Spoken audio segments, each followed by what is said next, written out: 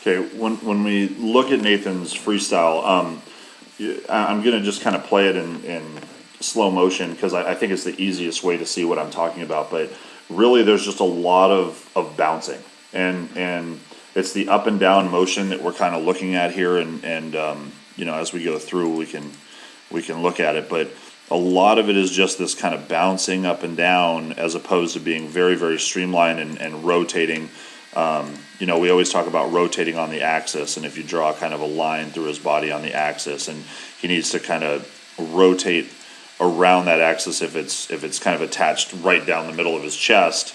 You know, when he takes a stroke on the right, you know, he'll kind of rotate off that axis slightly back and forth, and you know, kind of around it like that. And what we're seeing is that he's actually kind of shooting through the axis.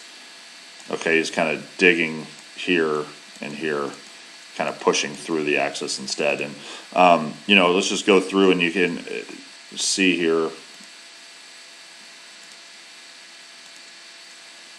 Let me back it up.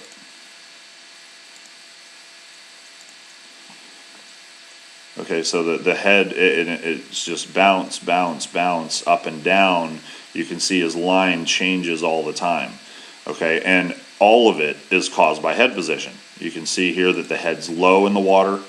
All right, eyes are low, head's down. So if the head's going to change, if your head's going to go from being sitting this low in the water, and then it's going to come up here, and then it's going to go back down here, when the head bounces, the body's going to bounce. It's as simple as that. Head position in freestyle, I think, is priority number one. You can see even in just that small action here, the head is completely submerged underwater, and then as we take another stroke, the head is up and not submerged underwater, and then it's down again. So every stroke, we're bouncing up and down, okay, and it's just not the way we do freestyle. We got to make sure that we're rotating on that axis. This has to be priority number one for the freestyle. We can talk about, you know, leg kick and you know, you can see right here, even with the catch, you can see that the palm is kind of facing out a little bit, so he's pushing out away from his body. You know, we want that palm to be straight down, so we can pull that water back behind us as quickly as possible, and he's just kind of coming out wide with it here. We can talk about all that stuff, that's great, but none of it's going to matter if the body position doesn't change. Once the body position is set, we can do all the kick stuff, all the catch phase and the finishing things that we want, but priority number one is that bounce. We have to eliminate it, and you can see where the eyes are, and you know, the head just moves way too much. Even when we're not breathing, the head's bouncing up and down.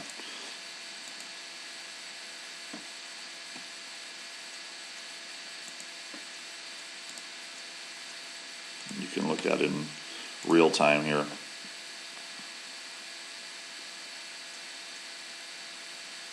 And you can see what it does to the feet actually too. With that bounce, that crossover kick happens. And I know this because at 10 years old, I had a nasty crossover kick. I finally fixed it. But the reason is that crossover kick is all a part of the head position. When you're crossing the feet over, it's because your body's not in line. And it's a way for your body to balance yourself out by kind of crossing over and getting set again. Right there. Crossing the feet. So now we're not kicking either because of it. So again, everything is about that head position.